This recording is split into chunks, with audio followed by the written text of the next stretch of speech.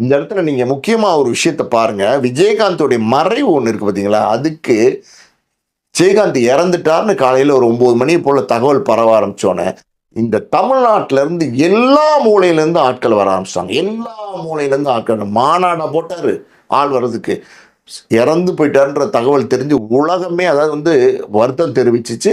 நம்ம தமிழ்நாட்டுல மூல முடுக்குலலாம் லாரி, பஸ்ஸு அது இது காரு வந்து ஸ்தம்பிச்சு போச்சு. நீங்க எல்லாருமே பார்த்தோம். அதாவது அந்த கோயம்பேடு மார்க்கெட் இருக்கிற அந்த ரோடு, அந்த அந்த 100 அடி ரோடு முழுசாவே ஸ்தம்பிச்சு போச்சு. விஜயகாந்தை வந்து அத்தனை பேர் பார்க்க வந்தாங்க.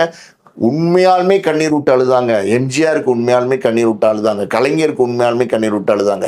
ஜெயலலிதா அம்மையாருக்கு உண்மையாலுமே கண்ணீர் விட்டு அழுதாங்க. காமராஜர் இறந்தபோதும், அண்ணா இறந்தபோதும் இது நடந்தது.